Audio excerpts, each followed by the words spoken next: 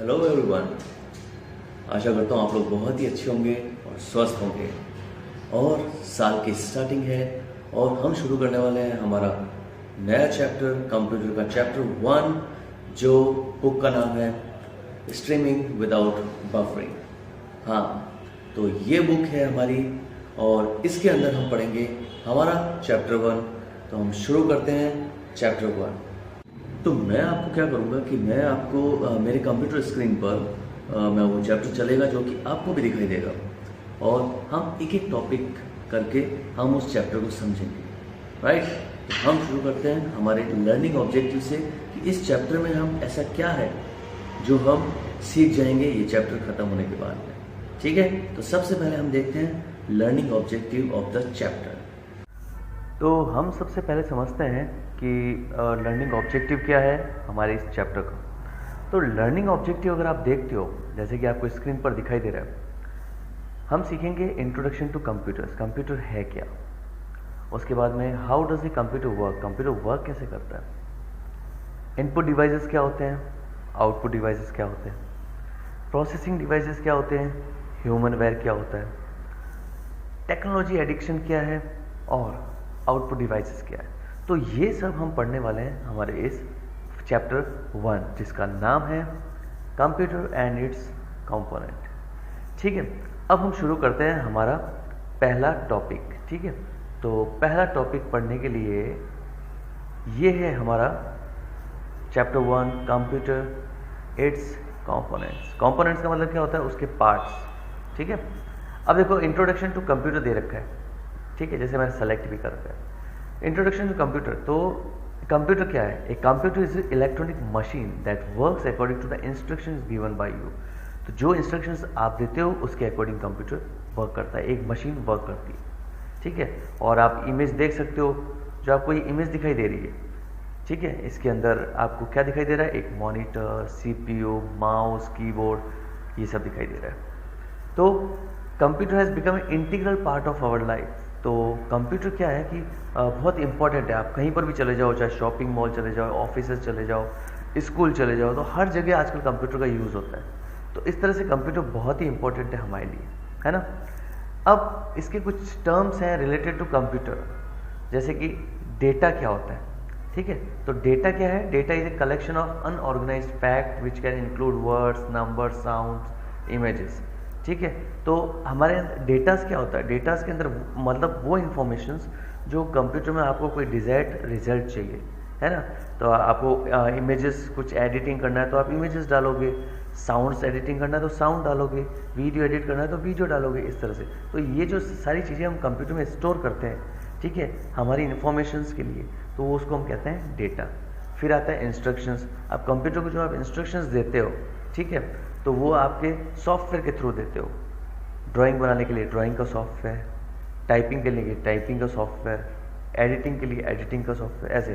तो ये computer programs हो गए। ठीक है, इन्फॉर्मेशन क्या है, information is a process data that is organise, meaningful and useful. ऐसा इन्फॉर्मेशन जो आपके काम आए, किसी और के काम आए और वो कोई मीनिंग रखता हो, तो वो हमारे डेटा इन्फॉर्मेशन काम की होती है। स्टोरेज आप सबको पता है, कोई भी चीज़ स्टोर करने के लिए स्टोरेज डिवाइस होगा, है ना। यूज़र जो कंप्यूटर को यूज़ करता है वो आपका यूज़र होगा, जैसे कि आप हो या मैं हूँ, है ना। हार्डवेयर क्या है, बहुत इजी है, एग्जाम में आ जाए what is hardware, it's very easy. जिस डिवाइसेस को आप टच कर सकते हो, फील कर सकते हो, वो है आपका हार्डवेयर। तो the devices you can touch और फील इज कॉल्ड हार्डवेयर।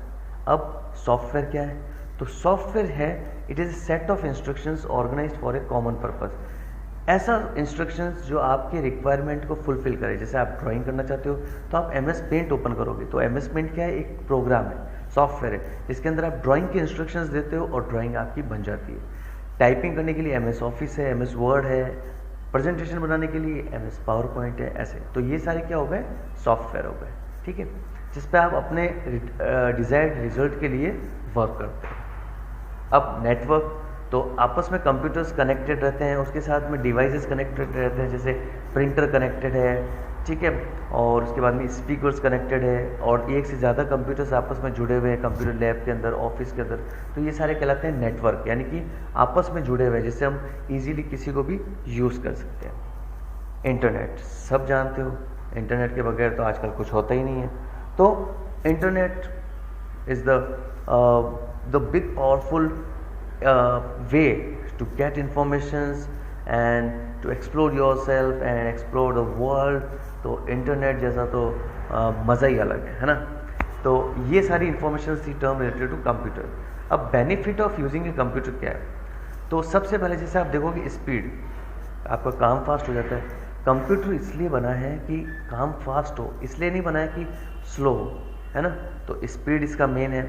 अब दूसरा है क्वालिटी, अच्छी क्वालिटी आप जनरेट कर सकते हो। अच्छा काम करोगे कंप्यूटर के थ्रू तो आपका काम भी सही होगा, गलतियाँ कम होगी, तो इस तरह से आपकी क्वालिटी मेंटेन होती है। फिर है रिलायबिलिटी, ठीक है। एक तो कंप्यूटर जो कैलकुलेशंस करेगा वो एक्यूरेट होगी। एक बार आपने सही फॉर्मूला लगा दिया तो वो एग्जैक्ट आपकी 10,000 एंट्रीज भी है तो भी उसकी आंसर्स एकदम सही आएंगे, है ना। अब स्टोरेज कैपेबिलिटी, आप बहुत सारी इंफॉर्मेशंस, गाने, वीडियोस, बहुत सारी चीज़ें आप रख सकते हो कंप्यूटर में। तो ये आपके क्या हो गया, स्टोरेज कैपेबिलिटी हो गई। वर्सेटिलिटी हो गया, ठीक है, यानी कि अलग अलग टाइप के काम भी कर सकता है। कोई उसको साउंड एडिटिंग के लिए काम में लेता है, कोई वीडियो एडिटिंग के लिए काम में लेता है, कोई ऑफिस का काम करने के लिए काम में लेता है, कोई पढ़ाई करने के लिए काम में लेता है। तो कंप्यूटर क्या है, वर्सेटाइल है, अलग अलग काम में यूज़ कर सकते हैं, है ना। तो बड़ी मज़ेदार मशीन है ये। तो इस तरह से हम आज देख चुके हैं कि बेनिफिट ऑफ यूजिंग कंप्यूटर्स क्या है। अब हम समझते हैं इसका नेक्स्ट पार्ट। नेक्स्ट है हमारा how does a computer work. Computer काम कैसे करता है। देखो जैसे अगर आप जब इमेज में आप देखोगे ना तो देखो आपने इनपुट यानी कि आपने इंफॉर्मेशन डाली 4 प्लस और 7। अब कंप्यूटर को तो समझ में नहीं आया क्या है, तो वो क्या करेगा, अपने प्रोसेसर यानी उसके दिमाग के पास जाएगा। प्रोसेसिंग के अंदर वो देखेगा कि अच्छा आपने डाला है 4 प्लस 7, वो उसको आउटपुट स्क्रीन पर दिखाएगा 11, ठीक है। तो इस तरह से अब आपने वो 11 जो आ गया है, अब आप उसको क्या करोगे, स्टोर करोगे। तो यहाँ पर आ गया स्टोरिंग, वो आप किस में करोगे, हार्ड डिस्क में। तो इस तरह से कीबोर्ड से आप टाइप करते हो अपनी प्रॉब्लम को, प्रोसेसर में जाकर कंप्यूटर के दिमाग से वो कैलकुलेट होता है, मॉनिटर पे आपको उसका रिजल्ट दिखाई देता है, और हार्ड डिस्क में आप उसको स्टोर करते हो। तो इस तरह से आप इंफॉर्मेशंस कैसे कंप्यूटर काम में करता है वो आप समझ गए होंगे, है ना। अब हम चलते हैं हमारे नेक्स्ट, इनपुट डिवाइसेस क्या होते हैं। इनपुट डिवाइसेस का मतलब क्या होता है, आप कंप्यूटर को कैसे बताओगे कि क्या करना है। तो उनके लिए कुछ डिवाइसेस होते हैं। बच्चों ये एग्जाम में बहुत पूछा जाता है कि इनपुट डिवाइस क्या होता है, आउटपुट डिवाइस क्या होता है, तो ये आपको ध्यान रखना है और बहुत ईजी है। इनपुट डिवाइस यानी कंप्यूटर के अंदर इंफॉर्मेशन डालना। अब कंप्यूटर में इंफॉर्मेशन कोई भी हो सकती है, आवाज़ हो सकती है आपकी, आपके वीडियोस हो सकते हैं, ठीक है, और आपका डेटास हो सकता है जो आप टाइप कर रहे हो, ठीक है, तो कुछ भी हो सकती है, आपकी पेंटिंग हो सकती है। तो इन सब चीज़ों को आपको कंप्यूटर में डालने के लिए कौन कौन से डिवाइसेस होते हैं, आप कंप्यूटर में इंफॉर्मेशन कैसे डालोगे, तो वो डिवाइसेस कहलाते हैं इनपुट डिवाइस, ठीक है। अब हम देखते हैं, जैसे सबसे पहले कीबोर्ड। आप कुछ भी टाइप करना है तो आप टाइप कैसे करोगे कंप्यूटर में, जब तक कि आपके पास कीबोर्ड नहीं होगा। तो कीबोर्ड क्या हो गया, आपका इनपुट डिवाइस हो गया, ठीक है। अब इसमें अलग अलग टाइप के कीबोर्ड भी आते हैं, जैसे वायरलेस कीबोर्ड जिसमें वायर नहीं होगा, और अपने लैपटॉप से आप दूर रख के या अपने पीसी से दूर रख के भी आप कीबोर्ड चला सकते हो। अब ऐसे आते हैं कॉम्पैक्ट कीबोर्ड, छोटे कीबोर्ड भी आते हैं, ठीक है। तो अब जैसे आपने लैपटॉप में देखे होंगे या एप्पल के जो कंप्यूटर्स आते हैं उसमें छोटे लैपटॉप कीबोर्ड भी आते हैं, वैसे वर्चुअल कीबोर्ड भी आते हैं, लाइट्स जैसे, ठीक है। या जैसे मोबाइल में आप कैसे करते हो, तो उसमें कोई कीबोर्ड के बटन नहीं है लेकिन वो आपको कीबोर्ड जैसा ही दिखाई देता है, तो वो वर्चुअल कीबोर्ड हो गए। उसके बाद में ब्रेल कीबोर्ड, जो देख नहीं सकते लोग, उनके लिए वो फील करके उस कीबोर्ड को यूज़ कर सकते हैं। तो इस टाइप से कीबोर्ड आपका इनपुट डिवाइस, बोलना मत बच्चों, कीबोर्ड इनपुट डिवाइस है। अब उसके बाद माउस, तो माउस क्या है, एक पॉइंटिंग डिवाइस है, ठीक है। उसमें आपने सबने देखा होगा कि माउस के अंदर क्या क्या होता है, जैसे आप देखोगे तो माउस के अंदर एक व्हील है, ठीक है, ये राइट बटन है, ठीक है, ये लेफ्ट बटन है। तो कोई भी इंस्ट्रक्शंस देने के लिए आप क्या करते हो, आप उसको क्लिक करते हो, ठीक है। अब इसमें क्या होता था, पहले पुराने तरह के माउस में क्या होता था, यहाँ पर बॉल होती थी, वो बॉल माउस कहलाते थे। उससे वो सेंस करता था और माउस जो आपके स्क्रीन पर माउस चलता है तो वो माउस को वर्क करता था। अब ऐसे ही नए ज़माने के अंदर ऑप्टिकल माउस आ गए, जिसको हम कहते हैं ये ऑप्टिकल। तो इसके अंदर सिर्फ लाइट जलती है, इस लाइट से वो सेंस करता है कि आपका माउस स्क्रीन पर कहाँ पर है। ऑप्टिकल माउस आ गए, है ना। ऐसे अब वायरलेस माउस भी आते हैं, होते वो भी ऑप्टिकल हैं, लेकिन आजकल वो वायरलेस माउस हो गए, उसमें तार की भी ज़रूरत नहीं है। तो माउस कभी भी एग्जाम में आ जाए तो माउस क्या है, इनपुट डिवाइस है और एक पॉइंटिंग डिवाइस है, किसी भी चीज़ को क्लिक करने के लिए, सेलेक्ट करने के लिए यूज़ होता है। ठीक है, अब नेक्स्ट है हमारा एयर माउस भी होता है। आप डायरेक्ट अगर Xbox 360 वीडियो गेम्स देखोगे, अगर आप Xbox 360 देखोगे तो उसमें आप ईयर उससे वायरलेस माउस से भी काम कर सकते हो। ठीक है, ऐसे टच माउस भी होता है, जैसे आपने लैपटॉप में देखा होगा तो आप उसको स्क्रीन टच पैड होता है जो लैपटॉप पे, उसको आप चलाते हो तो वो माउस चलता है ना। तो इस तरह से, और आपने टच पैड आपने देखा ही होगा। जॉयस्टिक क्या होता है, जैसे कि आप इमेज में देख सकते हो। ठीक है, तो जॉयस्टिक क्या है, आप वीडियो गेम्स जो खेलने में काम में लेते हैं ना, जैसे कार को आपको रन कराना है, ठीक है, या हवाई जहाज चला रहे हो, तो वो सब गेम के लिए जॉयस्टिक काम में आता है। ग्राफिक टैबलेट क्या होता है, ग्राफिक टैबलेट जो डिज़ाइनर्स होते हैं, जैसे कि आप इमेज में देख सकते हो, तो डिज़ाइनर जो होते हैं वो ड्राइंग्स बनाने के लिए, कार्स डिज़ाइन करने के लिए, बाइक्स डिज़ाइन करने के लिए इसको यूज़ करते हैं। टच स्क्रीन तो आप सबको मालूम ही है, चाहे वो टैबलेट है, मोबाइल है, आजकल सब टच स्क्रीन होता है, तो ये टेक्नोलॉजी है ना। अब ऐसे ही मोशन इनपुट, जैसे आप देख सकते हो, तो ये देखो आप फोटो में आपको दिख रहा होगा कि ये गर्ल जो है जैवलिन फेंक रही है और उसके अंदर जो गेम के अंदर वो जैवलिन ऑटोमेटिक थ्रो हो जाएगा। तो ये Xbox 360 जैसे वीडियो गेम्स होते हैं बड़े वाले, ठीक है, तो इसके अंदर आप मोशन सेंसर होता है, आप जैसा हाथ हिलाओगे तो वैसा उस स्क्रीन के अंदर आपको वो कैरेक्टर हिलता हुआ नजर आएगा, जैसे ऐसा लगेगा कि आप ही खेल रहे हो, है ना।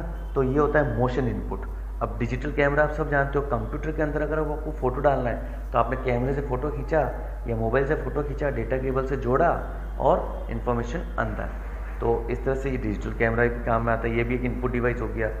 माइक्रोफोन, आपको आवाज़ रिकॉर्ड करनी है, तो मुझे अगर आवाज़ रिकॉर्ड करनी है तो मैं माइक के थ्रू आवाज़ रिकॉर्ड कर सकता हूँ, तो ये क्या हो गया, हमारा इनपुट डिवाइस हो गया। स्कैनर, कंप्यूटर में फ़ोटोग्राफ्स डालनी है और पुरानी फ़ोटोग्राफ्स है जो प्रिंट आउट है पुराने हमारे दादाजी के, दादी जी के, तो उनके फ़ोटोग्राफ को हम स्कैनर में डाल देते हैं, जैसे कि आपको इमेज में दिखाई दे रहा होगा, यहाँ पर फ्लैट बेड स्कैनर है। ठीक है, तो इसमें जाकर आप फ़ोटो को डाल दो, वो स्कैन होकर कंप्यूटर के अंदर स्टोर कर सकते हो। तो इस तरह से आप फ़ोटो की एडिटिंग भी कर सकते हो। बार कोड स्कैनर, जब आप शॉपिंग करने आप गए होंगे पेरेंट्स के साथ में, तो आपने देखा होगा कि वहाँ पर वो किसी भी प्रोडक्ट के ऊपर एक रेड लाइन क्लिक करते हैं, है ना, तो वो उससे स्क्रीन पर पता चल जाता है कि कितने रुपीज़ की है, तो उसके अकॉर्डिंग बार कोड स्कैनर भी इनपुट डिवाइस हो गया, है ना। अब एक आता है MICR, magnetic ink character recognition reader. MICR का फुल फॉर्म हमेशा एग्जाम में पूछते हैं, तो ये स्पेलिंग और फुल फॉर्म याद रखना। MICR क्या है, मैग्नेटिक इंक कैरेक्टर रिकॉग्निशन। ठीक है, जो चेक होता है ना, आप उस चेक में देखना नीचे की तरफ एक अलग स्टाइल से नंबर्स लिखे होंगे, वो नंबर्स मैग्नेटिक इंक के बने हुए होते हैं। ठीक है, उसको सिर्फ MICR ही पढ़ सकता है। तो जब बैंक में आपके पेरेंट्स चेक जमा करने जाते हैं तो उन चेक्स को उन मशीन के अंदर डालते हैं, अगर वो नकली हुआ तो MICR रीड नहीं करेगा, तो उससे पता चल जाएगा ये चेक गड़बड़ है, और अगर वो सही होगा तो मैग्नेटिक इंक रीडर उसको पढ़ लेगा। इस तरह से MICR उस चेक को रीड करता है कि वो सही है कि गलत है। ठीक है, अब उसके बाद में है आपका आउटपुट डिवाइस। आउटपुट डिवाइस क्या है, अब कंप्यूटर हमको कैसे दिखाएगा कि हमने क्या इनपुट डाला है, हमें क्या आउटपुट चाहिए, तो आउटपुट तो हमें कंप्यूटर ही दिखाएगा। अब दिखाता कौन है, स्क्रीन, मॉनिटर। ठीक है, तो कंप्यूटर स्क्रीन जो हो गया वो हमारा क्या हो गया, आउटपुट डिवाइस। हम कुछ भी टाइप कर रहे हैं, कुछ भी डिज़ाइन कर रहे हैं, तो हमें कंप्यूटर CPU से होता हुआ कंप्यूटर स्क्रीन पर हमें दिखाता है कि हम क्या काम कर रहे हैं, है ना। तो हमारा मॉनिटर हो गया आपका आउटपुट डिवाइस। अब किसी को हाथ में चाहिए इंफॉर्मेशन, तो प्रिंटर, जैसे कि आप इमेज में देख सकते हो, तो प्रिंटर आपका क्या हो गया, आउटपुट डिवाइस। पेपर पे आपको कंप्यूटर ने आपका आउटपुट दे दिया।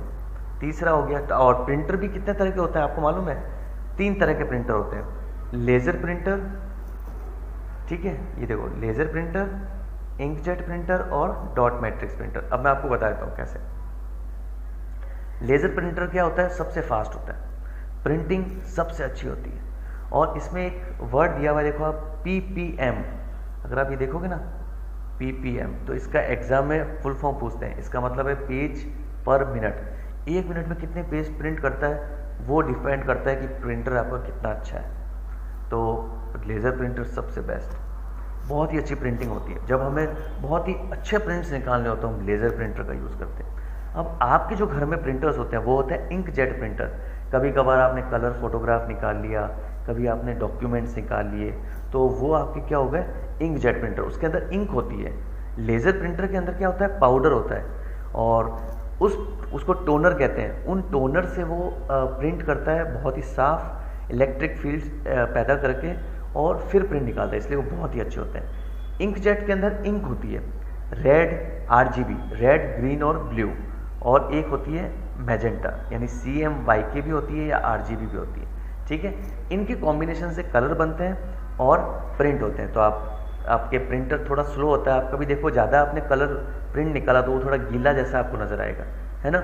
और लेज़र का प्रिंट जब निकल के आएगा तो गर्म होगा, यानी कि क्योंकि वो इलेक्ट्रिक फील्ड से निकलता है इसलिए वो गर्म होता है। इंकजेट के अंदर इंक स्प्रे होती है इसलिए वो थोड़ा सा गीला होगा। ठीक है, अब ऐसे ही होता है डॉट मैट्रिक्स प्रिंटर। तो डॉट मैट्रिक्स प्रिंटर क्या होते हैं, डॉट मैट्रिक्स प्रिंटर आपने रेलवे स्टेशन पे जाना तो आपको जो प्लेटफॉर्म टिकट मिलता है उसमें आप नज़दीक से देखोगे ना तो डॉट डॉट्स में वर्ड्स बने हुए होते हैं। तो जब बहुत सारे लोगों को देना है, प्रिंटिंग क्वालिटी का कोई ज़्यादा फर्क नहीं है, अगले को भी सिर्फ 1 घंटा या 2 घंटा रुकना है, ठीक है, रखना है अपने पास में, तो उस वक्त डॉट मैट्रिक्स प्रिंटर यूज़ करते हैं। उसके अंदर पिंस होती है जो अलग अलग डॉट्स बाहर निकल जाते हैं और पेपर पे वो छप कर बाहर आ जाए। आप कभी देखना उसमें एक आवाज़ आती है ऐसे करके, तो वो जो पिंस की आवाज़ होती है और प्रिंट उससे होकर आपको टिकट मिल जाता है। तो जब बहुत सारे लोगों को देना हो तो डॉट मैट्रिक्स प्रिंटर। अब अगला, आपको कंप्यूटर सुनाएगा कैसे, तो सुनाने के लिए क्या होगा, स्पीकर्स। स्पीकर भी आउटपुट डिवाइस है। कंप्यूटर में आपको गाना सुनना चाहते हो, आपने गाना तो सेलेक्ट कर लिया लेकिन आपको सुनाई कहाँ से देगा, स्पीकर से। तो स्पीकर आप कनेक्ट करोगे तो वो भी क्या हो गया, आपका आउटपुट डिवाइस हो गया। ठीक है, अब ऐसे ही होता है डेटा प्रोजेक्टर। जैसे आप अपनी क्लास में देखो स्मार्ट बोर्ड के अंदर प्रोजेक्टर्स लगे हुए रहते हैं, उससे मैम आपको चैप्टर्स समझाते हैं, पढ़ाते हैं, तो बड़े स्क्रीन पर दिखाई देता है ना, उस पर एक्सरसाइजेस भी कर सकते हो। तो प्रोजेक्टर भी क्या हुआ, आपका आउटपुट डिवाइस जो कंप्यूटर से कनेक्ट होता है। ठीक है, स्मार्ट बोर्ड भी वही है, स्मार्ट बोर्ड उसी के साथ में ही वर्क करता है। नेक्स्ट आता है आपका स्टोरेज डिवाइस। कंप्यूटर में आपको कुछ भी चीज़ सेव करना है तो स्टोर कहाँ करोगे, हार्ड डिस्क पर। हार्ड डिस्क क्या हो गया, आपका स्टोरेज डिवाइस हो गया। हार्ड डिस्क क्या हो गया, आपका स्टोरेज डिवाइस। कोई भी चीज़ सेव करना है तो हार्ड डिस्क पे। आपको कहीं डेटा इधर उधर ले जाना है तो आप क्या यूज़ करते हो, right, pen drive. Pen drive use करते हो तो पेन ड्राइव भी आप उसको इजीली कैरी कर सकते हो। तो पेन ड्राइव भी आपका स्टोरेज डिवाइस हो गया, लेकिन वो छोटा हो गया, है ना। ऐसे ऑप्टिकल डिस्क जैसा आप इमेज में देख सकते हो।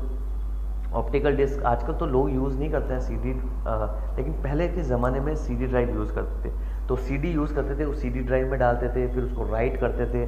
उसमें रीराइटेबल भी आती थी, जो कि मतलब रीराइटेबल का मतलब सीडी में से जो भी है उसको हटा दो, फिर नया चीज़ डाल दो, फिर उसको इरेज कर सकते हो, फिर डाल दो। और सीडी रोम के अंदर एक बार जो वीडियो डाल दिया वो हमेशा उसी में रहेगा, फिर आप उसमें नया वीडियो नहीं डाल सकते। तो ऐसे अब उसके बाद में, पर सीडी की कैपेसिटी है ना बहुत कम होती थी, 700 MB या 800 MB तक आता था। लेकिन लोगों ने कहा कि हमको तो इससे भी ज़्यादा चाहिए, तो फिर लोगों साइंटिस्ट प्रोग्रामर्स ने DVD बनाया। तो DVD के अंदर 4.7 GB आ सकता था, तो ज़्यादा आने लगे। फिर लोगों ने कहा यार ये तो बहुत कम है, इससे भी ज़्यादा आना चाहिए। तो फिर लोगों ने साइंटिस्ट और जो प्रोग्रामर्स थे, कंपनीज थे, उन्होंने पेन ड्राइव बनाया। तब लोगों को मज़ा आया, अरे वाह, अब तो लोगों को पेन ड्राइव भी कम लगती है, अब तो मेमोरी कार्ड आ गए छोटे छोटे, जो 128 GB में भी डेटा आप एक स्टोर कर सकते हो। तो आप 1 TB का मतलब 1000। तो मैं आपको बता देता हूँ, सबसे छोटा होता है KB, ठीक है, किलोबाइट। उससे बड़ा होता है MB, मेगाबाइट। उससे बड़ा होता है GB, गीगाबाइट, और गीगाबाइट से बड़ा होता है टीबी, टेराबाइट। ठीक है, तो सबसे पहले किलोबाइट, 1 किलोबाइट, फिर ऐसे ही 1 मेगाबाइट, फिर 1 जीबी, गीगाबाइट और 1 टेराबाइट। 1000 जीबी होगा तब 1 टेराबाइट होगा। 1000 एमबी हो, 1000 केबी होगा किलोबाइट, तो 1 एमबी बनेगा। 1 एमबी यानी 1000 एमबी होंगे तो 1 जीबी बनेगा, और 1000 जीबी होंगे तो 1 टीबी बनेगा। तो अब आप कभी नहीं भूलोगे, सबसे पहले केबी, फिर एमबी, फिर जीबी और फिर टीबी। ठीक है, अब नेक्स्ट हम आते हैं ब्लू रे डिस्क। ब्लू रे डिस्क के अंदर वीडियोस बहुत ही साफ और बहुत ही अच्छे आते थे। ठीक है, तो इस तरह से ये अलग अलग टाइप के आउटपुट स्टोरेज डिवाइसेस हैं। एक फ्लैश ड्राइव है, जैसे आप पेन ड्राइव का अलग नया नाम क्या है, फ्लैश ड्राइव भी कहते हैं। यूएसबी का फुल फॉर्म आता है एग्जाम में, उसका नाम फुल फॉर्म क्या है, universal serial bus. USB pen drive होती है ना आपकी, या मेमोरी कार्ड होता है, तो ये सब आपके स्टोरेज डिवाइसेस है। ठीक है, अब आता है प्रोसेसिंग डिवाइस। प्रोसेसिंग मतलब कंप्यूटर का दिमाग। कंप्यूटर का दिमाग होता है सीपीयू। उस सीपीयू के अंदर कंप्यूटर में 3 यूनिट होते हैं, एएलयू, कंट्रोल यूनिट और मेमोरी यूनिट, जैसे कि आपको इमेज में दिखाई दे रहा होगा।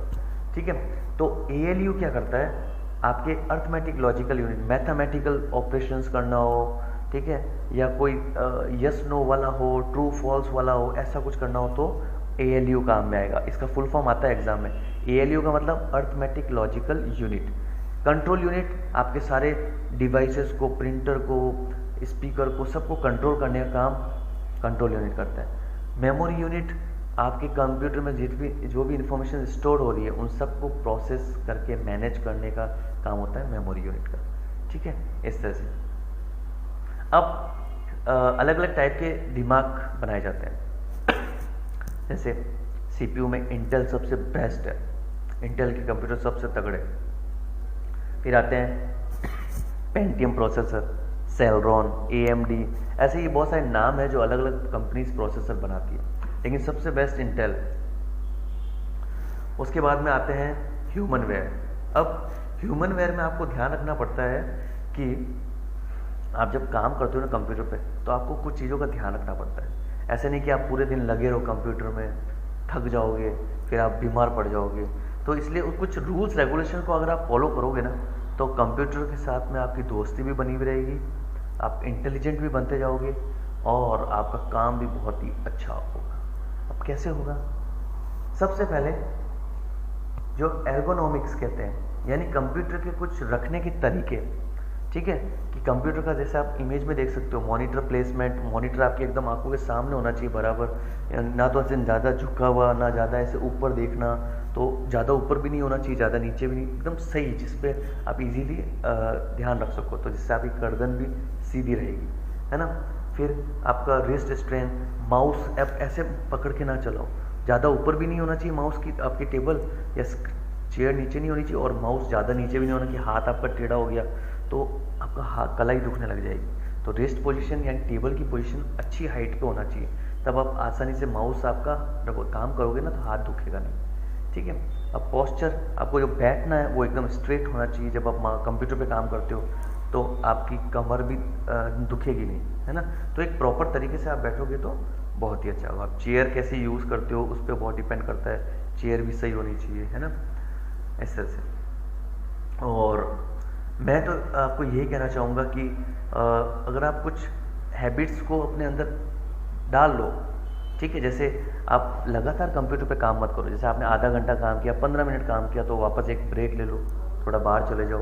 मैं भी जब काम करता हूँ तो मैं लगातार काम नहीं करता, ठीक है, और मैं भी क्या करता हूँ कि थोड़ा इधर देख लिया, उधर देख लिया, फिर थोड़ा बाहर चले गए, तो थोड़ा ब्रेक लेते रहो आप बीच बीच में। काम कंप्यूटर पे जब आप काम करते हो, एक साथ आंखें गड़ा के अगर आप करोगे ना, ये बड़े बड़े चश्मे लग जाएंगे, ठीक है।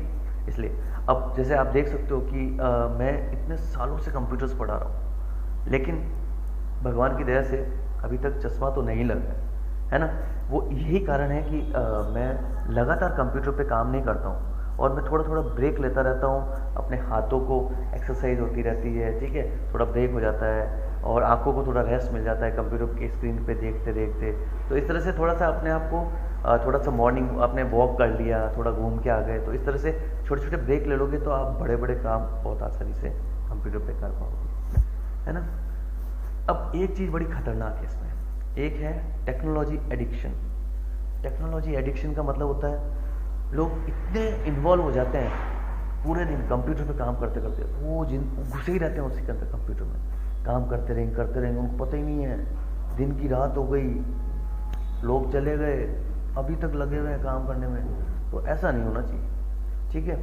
और उनको वो दोस्ती यारी गई, भूल गए, सारे साइड में कर दिए, ना उनको दोस्त से मतलब है ना फैमिली से मतलब है, लगे हैं कंप्यूटर पे काम करने में। तो ऐसा भी नहीं होना चाहिए, है ना। तो एडिक्शन नहीं होना चाहिए। किसी भी चीज़ की अति खराब होती है, अति का मतलब ज़्यादा, किसी भी चीज़ को आप ज़्यादा अगर यूज़ करोगे या मतलब ज़्यादा उसमें लगे हुए रहोगे तो वो खराब होता है। तो एक बैलेंस होना चाहिए हर चीज़ का, ठीक है। चाहे वो कंप्यूटर के साथ आप काम कर रहे हो, चाहे रियल लाइफ में कोई काम कर रहे हो, तो हर चीज़ को बैलेंस में काम करना चाहिए, ठीक है।